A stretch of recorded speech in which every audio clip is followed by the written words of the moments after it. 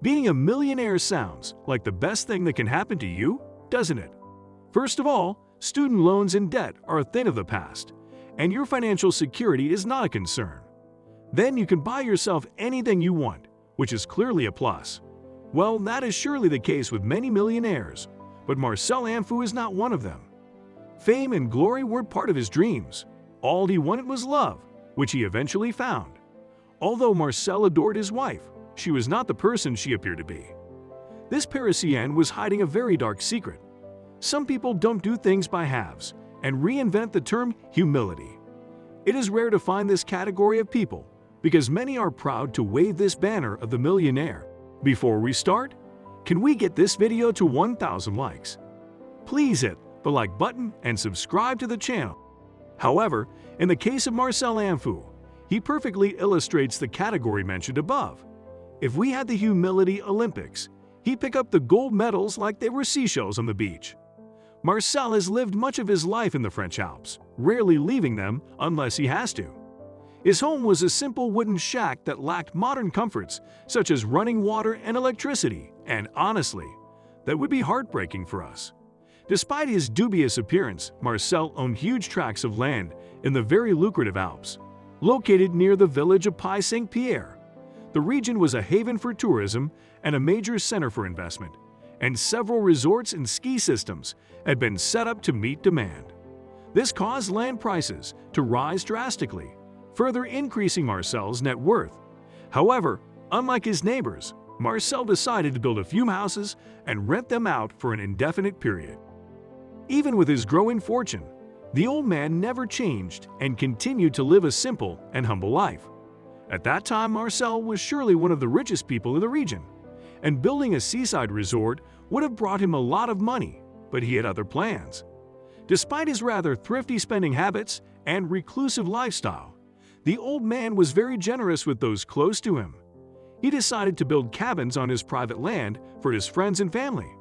Besides, he never asked them for a penny and let them live there for free. In short, he could even keep his friends and family members close to him. But was it the calm before the storm? It was a concern for his friends and family who only wanted his happiness. But what they didn't know yet was that not only was their comrade's love life about to change unexpectedly, but he was also about to make headlines. Marcel was introduced to Sandrine Villard, a beautiful young woman who had captured the old man's heart. At first, Sandrine had come to the area with the intention of buying land, but Marcel was not ready to part with his land. However, the young woman took a keen interest in the businessman and invited him to lunch, and very soon the old recluse began to open his heart to her. Unlike Marcel's other interactions with members of the fairer sex, Sandrine wasn't bothered by the patriarchy's questionable standards of hygiene and bizarre appearance. Instead, she accepted him for who he was, which was more than enough for the resident millionaire. Despite the very visible romance between the two, their lifestyle made people react. Naturally, Marcel's entourage and the villagers were rather worried about Sandrine's intentions, considering that they barely knew her and had the impression that the couple was going too fast. They only had the old man's best interests at heart, and they probably saw Sandrine as an intruder in their haven of peace. Despite fierce opposition, Marcel fought for his love and decided to stay with his partner. On the other hand, Sandrine categorically insisted that she intended to spend her whole life with him, defending her decision even more. Looks like she wasn't going to be leaving anytime soon. And then something shocking happened. Shaking everyone, the calm millionaire proposed to his mate. He had lived such a life of seclusion that such a spontaneous gesture was quite out of character. This time again, the alarm bells began to ring for Marcel's family. But what could they do? They hoped her actions would demonstrate that all she wanted was Marcel's fortune. Maybe now that they were engaged, she would try to control her money or ask for expensive gifts. After all, the engagement had come out of nowhere. What if they decided to get married that soon? Receiving mail is a daily occurrence, which is also annoying. But this time, the whole village trembled when the mail was delivered. It was what they had been dreading from the start, the invitation to Marcel and Sandrine's wedding. It was going to take place in the village chapel, and everyone was invited.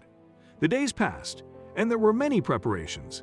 From the flowers to the outfit, it looked like it was going to be a big event. Slowly but surely, the date finally arrived and the villagers headed for the chapel.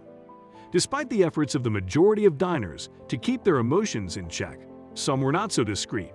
In fact, there was even a crowd booing and jeering at the newlyweds as they left the chapel after their vows. Isn't that awful? Sandrine, on the other hand, was visibly broken.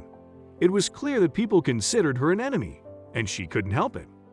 From that day on, the villagers and Marcel's family did not spare him, displaying their dissatisfaction with the new bride. It was very upsetting for the couple, but it was obvious that they would have to deal with this situation one way or another. To any unsuspecting outsider, they were an unusual but adorable couple. But nothing touched these villagers. After the marriage fiasco and the endless harassment, Sandrine had had enough of it all. She had tried her best to get along with everyone, and it was getting exhausting. The duo decided to take a unique approach to this union. Do you feel like putting forward a hypothesis as to the nature of this approach? They had decided to live separately. What was happening?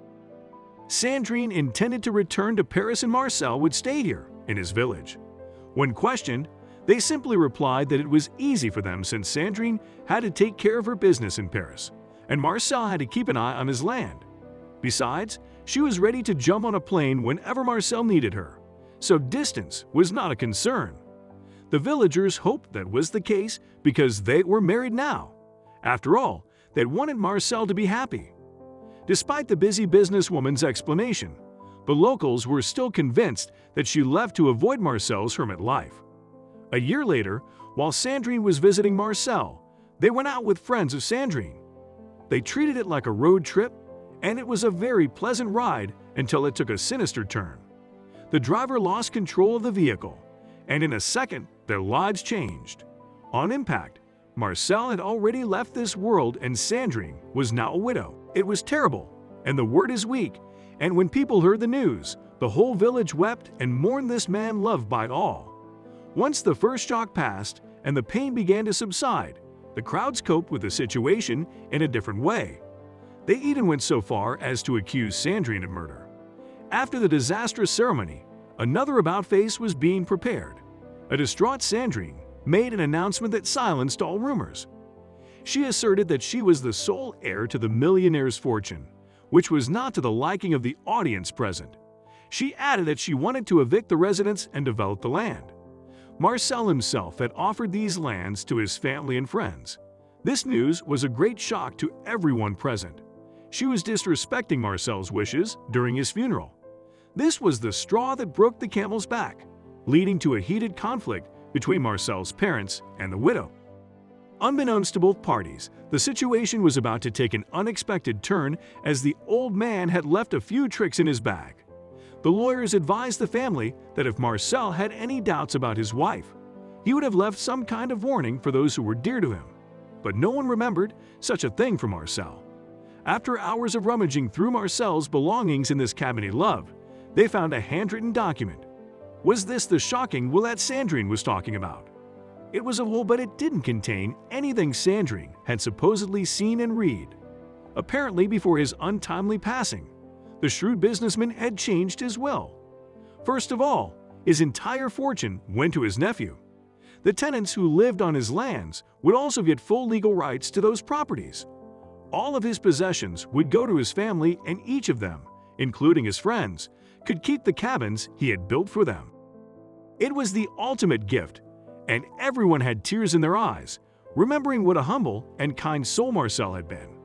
They would be indebted to him all their lives. Ironically, Sandrine was not mentioned anywhere in the will, which took everyone by surprise. Did Marcel understand the true nature of his wife after all? Despite the nature of the will, it was still notarized, which added to its legitimacy in court. This made Sandrine's case an uphill battle, but she fought on anyway and went to court, claiming that Marcel's signature had been forged. Since it was a real possibility, the legal battle started up again, but it seemed like a decision was going to be made very soon.